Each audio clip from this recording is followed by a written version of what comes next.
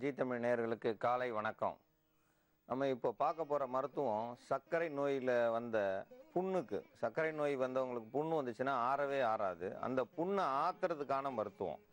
இது எங்கெங்கே போனாலும் இந்த புண்ணு ஆறாது. இந்த புண்ணு வர்றதுக்கு காரணம் இந்த சர்க்கரை நோயின்னு சொல்லி நம்ம எல்லாருக்கும் இப்போது 100க்கு 55 பேருக்கு சர்க்கரை நோய் வந்திருக்கு. அந்த 55 பேர் ஏன் வந்திருக்குன்னா உணவு பழக்கங்கள் இன்னைக்கு பார்த்தீங்கன்னா எல்லாருமே ரசாயன உரம் போட்ட இந்த அரிசிகளை தான் சாப்பிட்றோம். அதனால் உடம்புல பாதி தான் சாப்பாடு எடுத்துக்கிற முடியுது. முந்தியெல்லாம் சாப்பிட்டாங்கன்னா 8 உருண்டை 9 உருண்டை களி உருண்டை சாப்பிடுவாங்க. இன்றைக்கி ஒரு உருண்டையில் பாதி கூட சாப்பிட மாட்டாங்க இங்கே இருக்கிறவங்க யாருமே. இப்போ அந்த நிலையில் இருக்கும்போது ரத்தம் ஊறுறது குறைஞ்சிருது. நம்ம உடம்புக்கு தேவையான ரத்தம் ஒரு 90% தேவைன்னா இப்போ பார்த்தீங்கன்னா 20% தான் ரத்தம் இருக்கும் உடம்புல. அப்போ 20% இருக்கும்போது அது ஒரு பகுதிக்கு போகாமையே போயிடும். அப்போ அந்த ஒரு பகுதிக்கு போகலன்னா கை காலில் எங்கேயாவது ஒரு இடத்துல அங்கே ஒரு லேசாக ஒரு குச்சியோ ஆணியோ குத்திருச்சுன்னா அந்த இடத்துல இருக்கிற புண்ணு நாளாக நாளாக பெருசாகிட்டே வருமே தவிர ஓட்ட விழுகுமே தவிர அது ஆறவே ஆறாது. அதில் ரத்தமும் வராது, நீராக வரும். சில பேருக்கு பாதத்தில் வந்துருச்சுன்னா அது ஓட்டையாக விழுந்து உள்ள ஒரு இன்ச்சிலேருந்து ஒரு கை நீளம் உள்ளே போகிற அளவுக்கு ஒரு அரை அடி உள்ளே போகிற அளவுக்கு ஓட்டை விழுந்து எலும்பில் போயிட்டே இருக்கும். அப்போ என்ன செய்வாங்க, அந்த காலை வெட்டி எடுக்கும்படி ஆகிடும்.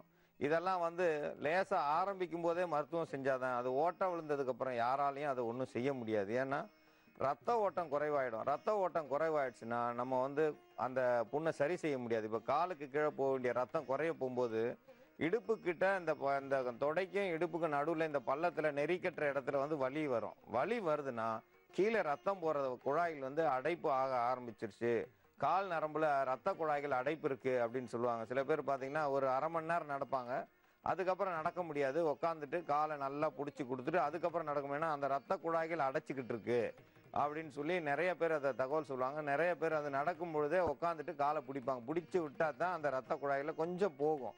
அப்போ ரத்தத்தை கூட்டணும்னா நம்ம உணவு பழக்கத்தை மாற்றணும். உணவு நிறையா சாப்பிடணும். ஏன்னா உணவே சாப்பிடக்கூடாது, அளவாக தான் சாப்பிடணும்னு சொல்லி சர்க்கரை நோயாளிகள் சொல்கிறாங்க. சர்க்கரை நோயாளிகளாக இருந்தாலும் சரி, யாராக இருந்தாலும் சரி, 32 கவாலம் சாப்பிட்டாங்கன்னா அந்த சர்க்கரை நோயை தாண்டி நம்ம உடம்பு நான் காப்பாற்றிக்கிறேன். ஏன்னா நம்ம உடம்புக்கு தேவையானது ரத்தம். அந்த ரத்தம் உற்பத்தி ஆகலைன்னா எல்லா நோய்களும் வரதான் செய்யும். நம்ம சாதாரணமாக பார்த்தோம்னா மாடுகளை பார்க்கலாம், ஒல்லியாக இருக்கும் ஒரு மாடு. அந்த மாட்டு மேலே பார்த்தீங்கன்னா 100கணக்கான ஈ ஒட்டி இருக்கும். ஆனால் நாட்டு மாடை போய் இன்னைக்கு பாருங்கள், ஒரு ஈ அது மேலே ஒட்ட முடியாது. ஏன்னா அது திமிரா தின்ட்டு நல்லா இருக்கும். அப்போ அது வால்லையும் அடித்து விரட்டிடும். இந்த முடியாததுக்கு உடம்பு பூரா அந்த பூச்சிகள் ஒட்டி. அதே மாதிரி இந்த ரத்தம் கெட்டு போயிருக்கிறவங்க, ரத்தம் குறைஞ்சிருக்கிறவங்களுக்கு சர்க்கரை நோய் மட்டுமல்ல, அதை தொடுத்தினா வரும். அதை ப்ரெஷர் ரத்த அழுத்தம் நோய் வந்துடும். ரத்த அழுத்தம் வர்றது இல்லாமல் கொழுப்பு சத்து கூடுதலாக இருக்குன்ட்டு வந்துடும். இப்படி மாறி மாறி ஒன்று விட்டு ஒன்று நோய் கூடிக்கிட்டே இருக்கும். அப்போ உணவு பழக்கத்தை கூட்டினோம்னா ரத்தம் கூடும். அந்த ரத்தம் கூடினா தான் அந்த சர்க்கரை நோயை கட்டுப்படுத்த முடியும். சர்க்கரை நோயை கட்டுப்படுத்தினா தான் அந்த புண்ணு ஆறதுக்கானது. இதில் ஒரு முக்கியமான மருந்தா இந்த வெட்டுக்காய பூண்டுன்னு சொல்லுவோம். இதை வெட்டுக்காய பூண்டுன்னு ஏன் பேர்னா இது எல்லா இடத்துலையும் கிடைக்கக்கூடியது, ரோட்டோரங்களில் வளரக்கூடியது. ரோட்டோரம் மட்டும் இல்லை, வயல்வெளிகளில் அந்த நிலங்களில் தரிசாக இருக்கிற நிலம் முழுவதும் இது வளர்ந்துருக்கும். இது ஆடு மாடுகள் சாப்பிடாது. அங்கே வேலை செய்யும்போது ஏதாவது அருவாளில் நம்ம வெட்டிக்கிட்டோம்னா டக்குன்னு போய் இந்த உடனடியாக போய் இந்த இலையை எடுத்துகிட்டு அப்படியே அரைச்சி வச்சு அந்த இடத்துல வச்சு கட்டிட்டோம்னா அந்த காயம் ஆறிடும். அதனால தான் இது வெட்டுக்காய பூண்டுன்னு பேர். இந்த வெட்டுப்பட்ட இடத்துல உடனே ஆற்றக்கூடியது. இதே போல் நிறைய மூலிகைகள் இருக்குது. அதில் இது வெட்டுக்காயத்தை உடனடியாக ஆற்றுறதால தான் இதுக்கு வெட்டுக்காய பூண்டு. இதில் மஞ்சள் நிற பூக்கள் இருக்கும். இது கொஞ்சம் வறட்சியான இடத்துல இது வேரோட பிடுங்குவாங்க. அதை பிடுங்கவும் முடியாது, இது அவ்வளோ பலமாக இருக்கும். இந்த மழை காலத்தில் கொஞ்சம் லேசாக இருக்கும். அந்த இலையை பறித்தாலும் வேரோடு வந்துடும். அதனால் இந்த இலையை தான் அதுக்கு நம்ம பயன்படுத்துகிறோம். வெட்டுக்காய பூண்டு தமிழகம் முழுவதும் கிடைக்கும். எல்லா வயல்வெளிகளையும் கிடைக்கும். நகர்ப்புறங்களில் ரோட்டோரங்களில் அதிகமாக இது கிடைக்கக்கூடியது. ஏன்னா இது யாரும் எதுக்கும் பயன்படுத்த மாட்டாங்க. ஏன்னா இதனுடைய பயன் யாருக்கும் தெரியாது. இந்த பயன் தெரியலன்னும் போது அவங்க இதை பயன்படுத்தாமல் வெட்டி கீழே போடுவாங்களே தவிர இதை பயன்படுத்த மாட்டாங்க. இதை அரைச்சி எடுத்து நம்ம அந்த காயத்து மேலேயோ புண் மேலேயோ போட்டோம்னா அந்த புண்கள் உள்ள கிருமிகள் அழிஞ்சிடும். கிருமி அழிஞ்சிட்டாலே புண்ணு தானாக ஆறிடும். ஏன்னா நம்ம உடம்பு நம்மளுக்கு அதுக்கு கொஞ்சம் உதவி செஞ்சோம்னா அந்த உடம்பே அந்த இடத்த சரி செஞ்சிடும். நம்ம ஒரு பங்கு உதவி செஞ்சோம்னா அது 10 பங்கு உதவி பண்ணி அந்த இடத்த சரி செய்யக்கூடியது உடல். அதனால் இந்த வெட்டுக்காய பூண்டு பயன்படுத்தும் போது சாதாரண காயங்கள் ஆறும். ஆனால் சக்கரை வியாதிக்கு இப்போ சக்கரை வியாதி புண்ணுன்னு சொல்லியிருக்கோம். அந்த சக்கரை வியாதிக்கான புண்ணுக்கு இது ஒரு முக்கியமான மருந்தாக இதை பயன்படுத்துகிறோம். இதனுடைய தாக்கம் என்னன்னா, இது எல்லா இடத்துலயும் கிடைக்கும். யாரும் இது வந்து தேடி போகாம வீட்டோரத்திலேயே கிடைக்கும். ஆனா யாருமே மருத்துவத்துக்கு பயன்படுத்துறது இல்ல. இன்னைக்கு குடுக்கும்போது கூட சொன்னாங்க, இது எதுக்குன்னே இப்ப தெரியலைங்கய்யான்னு, நீங்க இன்னைக்கு பாருங்க அப்படின்னு சொல்லியிருக்கோம். இந்த வெட்டுக்காய பூண்டினுடைய இலைகள் பார்த்தீங்கன்னா, வேப்பலை மாரியே இருக்கும். வேப்பலைய பார்த்தீங்கன்னா, இது இது கீழ புடுங்கி போட்டா வேப்பலைன்னு தான் நினைக்கணும். ஏன்னா வேப்பலை மாரியே இந்த கத்தி அந்த சைடுல வந்து ரம்பம் போட்டா மாரியே இருக்கும். ஆனா இது வேப்பலை கிடையாது. ஏன்னா வெட்டுக்காய பூண்டு நான் காட்டியிருக்கிறேன். வேப்பலை தனியா இருக்கும். ஆனா வேப்பலையுடைய கொஞ்சம் நிறம் கம்மியா இருக்கும். வறட்சியான நேரத்தில் இதனுடைய இலைகள் வந்து நல்ல கரும் பச்சை நிறமா இருக்கும். இப்போ மழை பெஞ்சதால கொஞ்சம் அதனுடைய தண்ணியினுடைய தன்மை இருக்கிறதால கொஞ்சம் வெளுப்பா இருக்கு. ஆனா இதை வந்து ஆடு மாடுகள் தொடாது. இதுல வந்து பூக்கள் வந்து மொட்டா இருக்கும்போது உருண்டையா இருக்கும். கொஞ்சம் வரும்போது மஞ்சள் நிற பூக்களா வரும். இது வந்து நல்ல ஒரு பயனை தரும். அந்த நரம்புகள் வந்து இது சாதாரணமா ஒடிக்க முடியாது. இதனுடைய குச்சியினுடைய தன்மையை வந்து ஒடிக்க முடியாது. ஒடிச்சோம்னா அது கையில ஒடியாது. உள்ள நரம்பு அந்த அளவுக்கு அதுக்கு பலம். ஏன்னா நம்ம நரம்பு மண்டலத்துல இது வேலை செய்யறதுக்காக வேண்டி தான் இதனுடைய நரம்புகளை எவ்வளவு பலமா வச்சிருக்காங்களோ என்னமோ தெரியல ஆண்டவன். அவ்வளவு பலமா இருக்கும். இதை லேசா பன்னருவா வச்சோ கத்தி வச்சு அறுத்து தான் எடுக்கணும். கையில பிடுங்கணும்னா கையை வந்து அறுத்துட்டு போகுமே தவிர இலை மட்டும் தான் வரும், செடி வராது. செடியோடு அரைச்சாலும் சரி, இலையில அரைச்சாலும் சரி, இதனுடைய பயன்கள் வந்து புண்களை ஆற்றக்கூடியது. இது வந்து கிரந்தி நாயகம்னு சொல்லுவோம். கிரந்தி நாயகம் இது வந்து வெடிமுத்துன்னு சொல்லி சிறுவர்களா இருக்கும்போது அதனுடைய காயை எடுத்து எச்சி தொட்டு வெடிக்க வைப்பாங்க. ஒரு நிமிஷத்துல வெடிச்சிரும் இதனுடைய காய்கள். இதை வந்து விளையாட்டா செஞ்சுக்கிட்டு இருந்தோம். ஏன் எதுக்குன்னே யாருக்குமே தெரியாது. இது காலடியில எல்லா இடத்துலயும் கிடைக்குது. இது வந்து ஒரு முக்கியமான மருந்து. இந்த இலையை எடுத்து நம்ம வந்து மருந்தா சேகரிச்சுக்கலாம், இல்ல நேரடியா எடுத்து அரைச்சும் போடலாம். இதனுடைய இலைகள் வந்து மருந்துக்கு ஏன் வருதுன்னா, அந்த காயத்து மேல போட்டோம்னா காயத்தை ஒண்ணு சேர்க்கக்கூடியது. ஓட்டையா இருக்கிற இடத்த அந்த தோலை வந்து மீண்டும் வந்து சேரக்கூடிய வைக்கக்கூடியது இந்த கிரந்தி நாயகம். இதுக்கு வந்து வெடிமுத்துன்னு சொல்லுவோம். ஏன்னா அதனுடைய காய்கள் வெடிக்கிறதால வெடிமுத்து. இந்த வெடிமுத்து வந்து பயன்படுத்தும் போது வெடிச்சிருக்கிற இடத்த அந்த அந்த கால்லயோ அந்த பாதத்திலேயோ வெடிச்சு ஓட்ட விழுந்த இடத்த மீண்டும் சேர்றதுக்காக வேண்டிய வெடிமுத்து. இந்த வெடிமுத்தை இதோட சேர்க்கும் பொழுது, வெட்டுக்காய பூண்டும் வெடிமுத்தும் சேரும் பொழுது எவ்வளவு மோசமான சர்க்கரை நோய் புண்களா இருந்தாலும் சரியாகும். இந்த சர்க்கரை நோய் புண்களால் அவதிப்படுறவங்க எவ்வளவு பேர் இருக்காங்க. 15 வருஷமா எனக்கு புண்ணு இருக்கு, காலில் அந்த புண்களை ஆற்ற முடியல, கீழே பார்த்தா நீராவடியும், முட்டியில பார்த்தீங்கன்னா நீராவடியும். சிறிது நாள் கழிச்சு அந்த காலை வெட்டி எடுத்துருவாங்க. ஏன்னா மேல இருந்து கீழே ரத்த ஓட்டம் இறங்கல. அப்போ நம்ம என்ன செய்யணும், நல்ல உணவுகளை எடுத்துக்கணும். அளவு வந்து 32 கவாலன்றது ஒரு 20 கவாலம் உணவாவது எடுக்கணும். உணவை வந்து குறைச்சிடுறாங்க. 2 இட்லி 1 தோசை 1 சப்பாத்தி எடுக்கிறாங்க. அப்போ அந்த உணவு பழக்கத்துல ரத்தம் குறைஞ்சிருது. 2 இட்லி 1 தோசை 1 சப்பாத்தியில எவ்வளவு ரத்தம் ஊறும் அந்த கணக்கு பார்க்கும்போது நம்ம உடலுக்கு தேவையான ரத்தம் கிடைக்காது. ரத்தம் கிடைக்கலன்னா நம்ம உடம்பே ஒரு பக்கத்துக்கு போக வேண்டிய, இந்த காலுக்கு போக வேண்டிய ரத்தத்தை குறைச்சா தான் அது இந்த காலுக்கு போய் அது வந்து நல்லபடியா போய்கிட்டு இருக்கோம். ஒரு பக்கத்தை நிறுத்த ஆரம்பிச்சிடும். இந்த சக்கரை நோய் வந்தவங்களை பார்த்தீங்கன்னா தூங்கும் பொழுது நேரடியா காலை நீட்டி தூங்க முடியாது. ஏன்னா அந்த ரத்தம் ஓட முடியாது. ஓடாதால நொடைக்கு படுத்தாங்கன்னா அந்த சுருண்டு படுக்கும்போது அந்த ரத்த குழாய்கள் அடப்பு விழுந்து அந்த கால்களுக்கு ரத்தம் போகாம மேல மட்டும் ரத்தம் ஓடி தூக்கம் வரும். காலை நீட்டி படுத்தாங்கன்னா வலி வந்து கால் வலி வேதனை தாங்க முடியாம யாராவது காலை பிடிச்சி விட்டுக்கிட்டே இருக்கணும். ஏன் பிடிச்சி விட்டுனா அங்க ரத்தம் இறங்கவும் இல்லை ஏறவும் இல்லை. அப்போ வந்து வலிக்க தான் செய்யும். அவங்க வந்து நீட்டி கால் நீட்டியோ அல்ல நல்லா கால் வீசி நடக்கவும் முடியாது. ஏன்னா மெதுவாக தான் நடக்கணும். வேகமாக நடந்தால் அங்கே எல்லாமே வலிக்கும். வலி எடுத்ததுன்னா மயக்கம் வந்துடும்.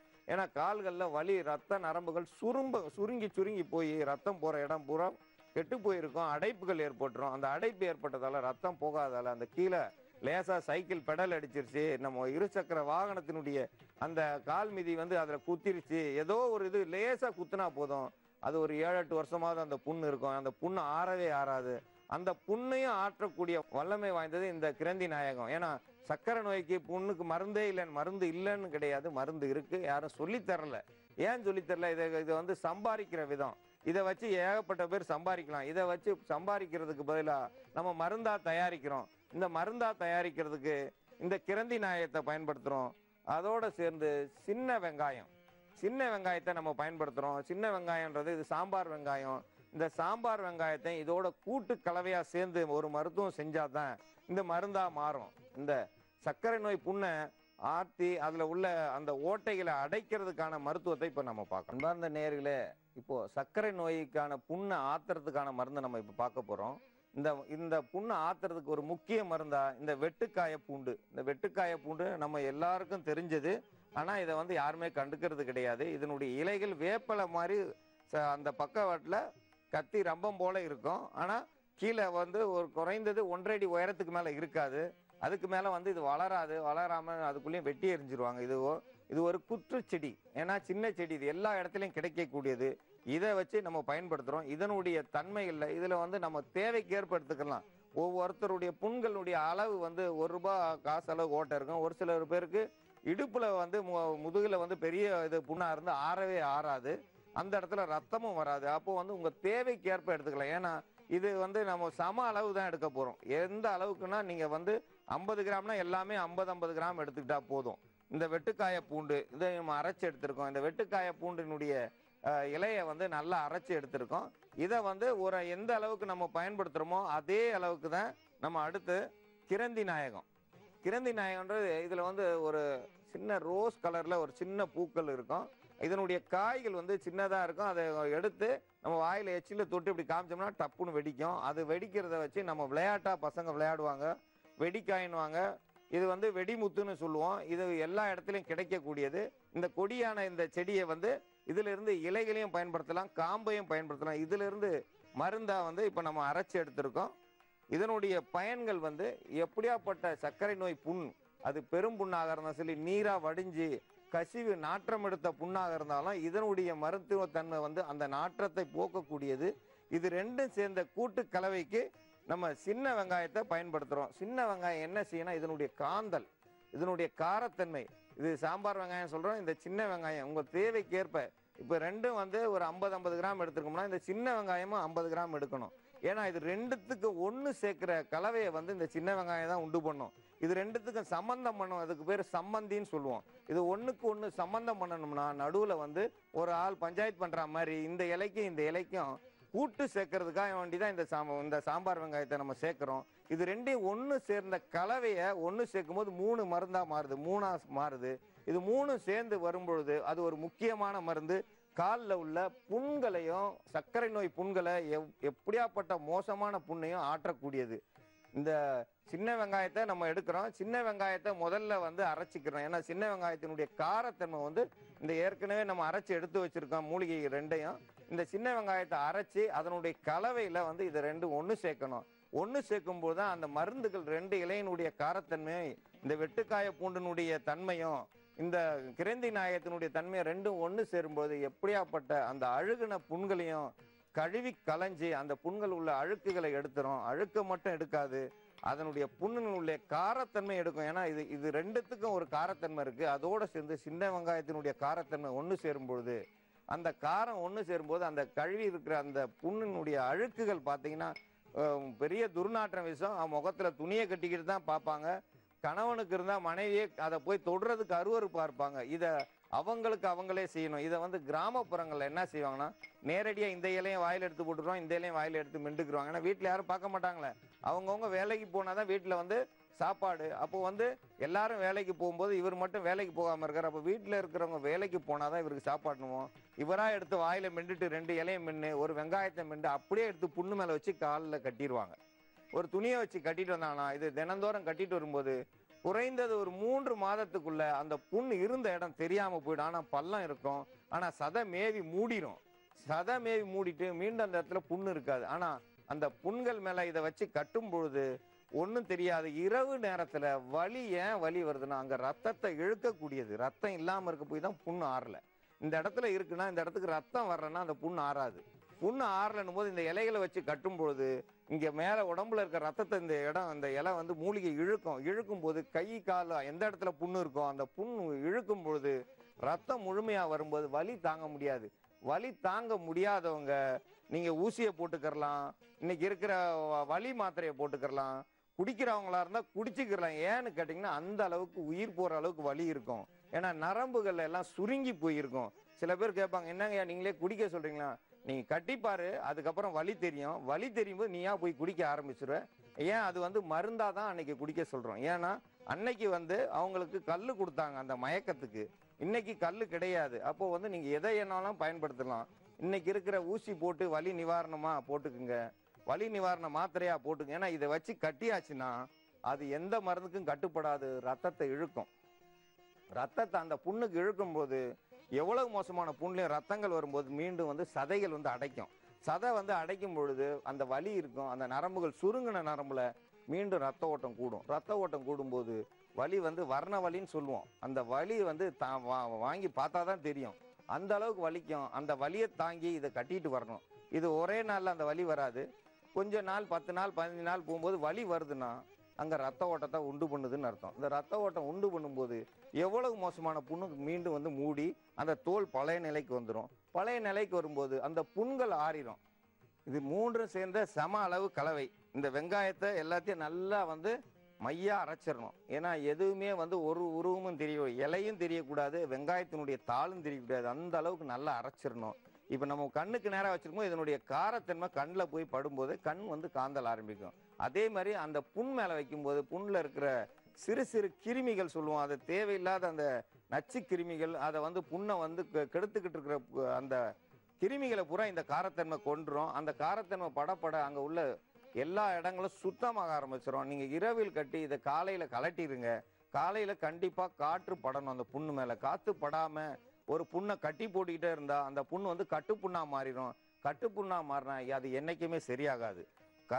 ஒரு குறைந்தது ஒரு 5 மணி நேரமாவது அது புண்ணை வந்து திறந்து விட்டுறணும், காற்று படணும். அதே மாதிரி இதை இரவு முழுவதும் கட்டிடலாம். இரவு ஏன்னா ராத்திரியில் தூங்கும் பொழுது நம்ம போத்திருக்கிற போர்வையோ அல்லது இந்த காலில் இருந்து இந்த காலை எடுத்து உதைக்கும் போது அந்த புண் மேலே பட்டு காயம் அதிகமாகும். ஏன்னா புண் பட்ட இடத்துல தான் காயம் படும், அடிப்பட்ட இடத்துல தான் மீண்டும் மீண்டும் படும். அந்த இடத்துல இதை அரைச்சி வச்சு இரவு நேரத்தில் கட்டிட்டு காலையில் இதை கலட்டி அந்த இடத்த சுத்தம் பண்ணி சுடுதண்ணியை வச்சு சுத்தம் பண்ணி விட்டுருங்க.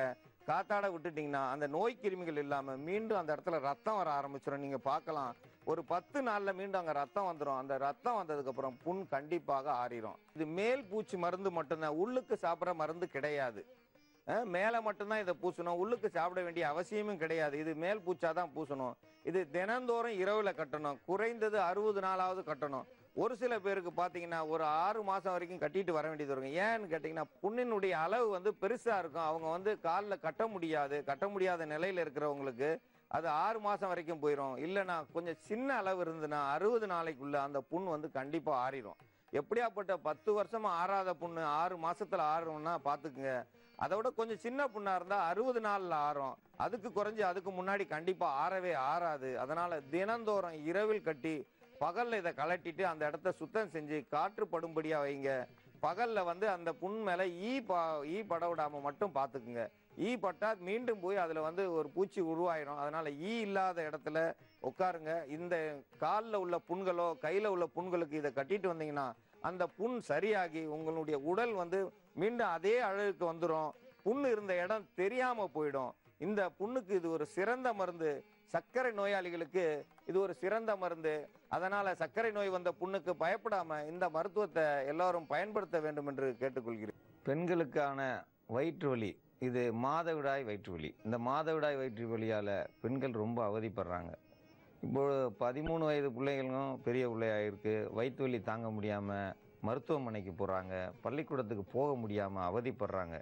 இந்த வயிற்று வலி ராத்திரியில் வந்தால் ரொம்ப கஷ்டப்படுறாங்க. இந்த வயிற்று வலியால் அவங்க உருள்றதும் அவங்க கத்துறதும் அடுத்த வீட்டுக்கும் கஷ்டமாக இருக்கும். அவங்க அம்மா அப்பாவும் தூங்க முடியாத சூழ்நிலையில் அவங்க எல்லா மருத்துவமனைக்கும் கொண்டு போகணும்னு நினைக்கும் போது அவங்க வேறு ஏதாவது ஒரு இதை செஞ்சுருவாங்களோன்னு, வேறு ஏதாவது நோய் வந்துருச்சுன்னு சொல்லிடுவாங்களோ, இவங்க வந்து வீட்டிலையே வச்சுருக்கிறாங்களே தவிர இது சரியாயிடும், இதுக்கு வந்து வேப்பலையை மட்டும் சாப்பிட்டா போதும்னு கிராமத்தில் சாப்பிட்டுக்கிட்டு இருப்பாங்க. அது குறிப்பிட்ட நாள் சாப்பிடும்போது சில பேருக்கு அந்த வயிற்று வலி சரியாயிடும். சில பேருக்கு இந்த வேப்பலையை சாப்பிட்டுட்டு வந்தாலும் அந்த வலி இருக்க தான் செய்யும்.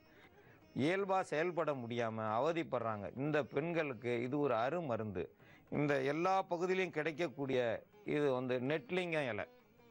இந்த நெட்லிங்கம் ஏன்னா இது உயரமாக வளர்றதால இதுக்கு பேர் நெட்லிங்கம். இதுக்கு இன்னொரு வழக்கத்தில் உள்ள பேர் அசோகா மரம்.